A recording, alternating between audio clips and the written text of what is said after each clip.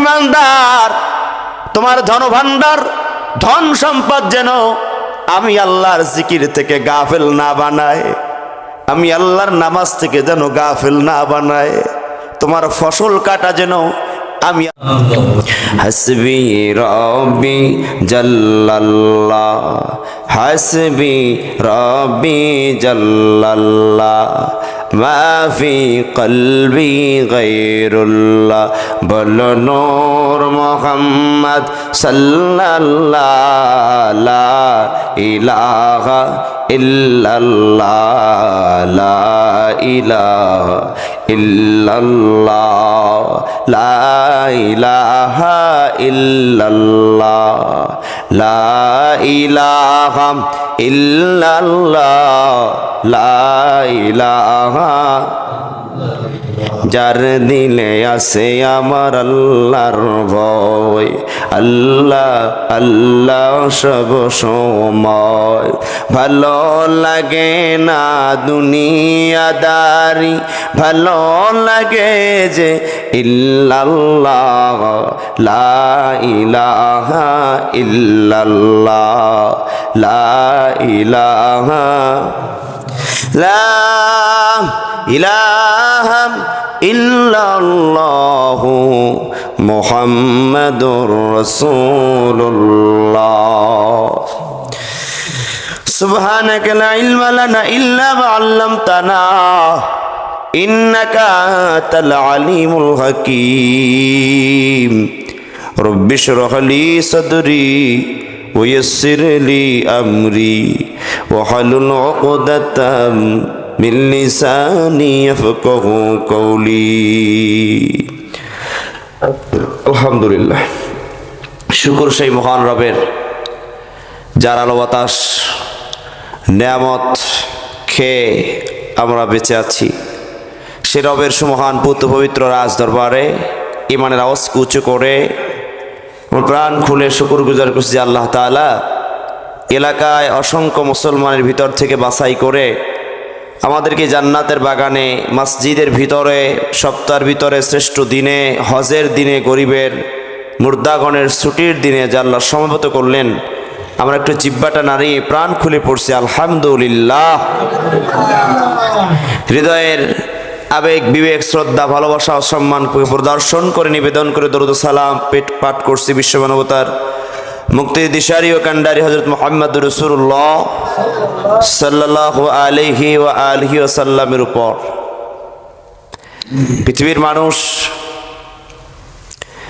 এতটাই গাফেল, এতটাই উদাসীন, এতটাই অমনোযোগী যে এই মানুষগুলো নিজের প্রতি নিজের কোনো খেয়াল নাই, নিজের প্রতি নিজের কোনো কি নাই, খেয়াল নাই। বলে হুজুর কেমনে? বলে নিজের প্রতি যদি খেয়াল থাকে, দুনিয়ায় প্রতি কোনো মানুষ যদি তাকায় দেখে তার সামনে বিপদ আগত, তার সামনে কোনো সমস্যা মারাত্মকভাবে তারে ক্ষতির মুখে ফেলে দিবে, যে বিপদগ্রস্ত হলে তার কোনো উদ্ধার হওয়ার, রুখসাত পাওয়ার, সেফ থাকার কোনো ওয়ে থাকবে না।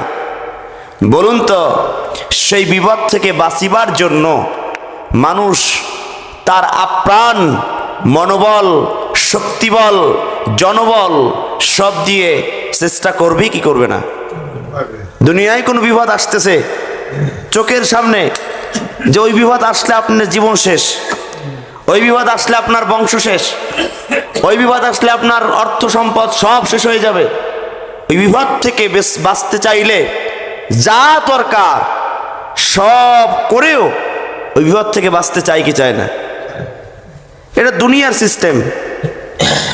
কিন্তু এটা যদি হয়, কিন্তু মানুষ কেন বেখেয়ালি, কেন বলছি অমনোযোগী, কেন বলছি গাফেল? কারণ পৃথিবীর মানুষকে আল্লাহ সতর্ক করার জন্য যুগে যুগে নবী ও রাসূল পাঠিয়েছেন এবং মুহাম্মদ সাল্লাল্লাহু আলাইহি ওয়াসাল্লাম এসেছেন, নবুয়তের দরজা তালাবদ্ধ, কিন্তু দাওয়াতের দরজা তালাবদ্ধ হয় নাই।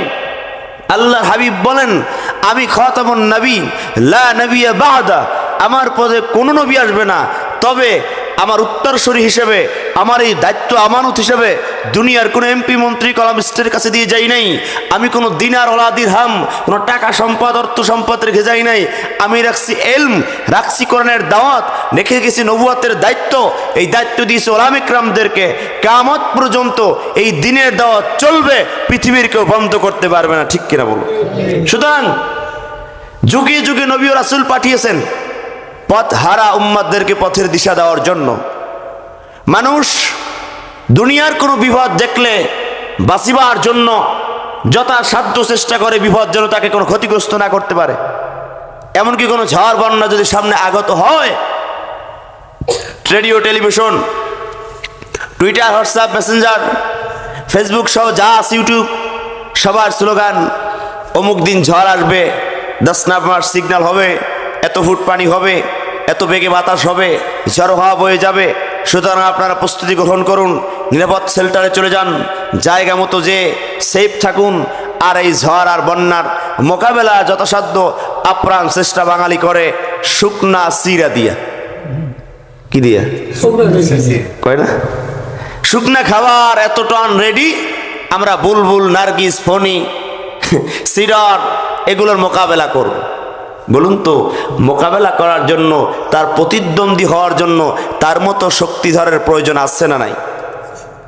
তো এই বিপদ থেকে রক্ষা পাওয়ার জন্য আমরা যেভাবে খেয়াল করে সচেতন হয়ে অ্যাক্টিভ হয়ে বিপজ্জনক ক্ষতি না করতে পারে, সেজন্য যা করা দরকার সব করি কিনা? আপনার মনে কষ্ট হইতেছেন, জিব্বাটা নাই করেন কিনা? দুনিয়ার একজন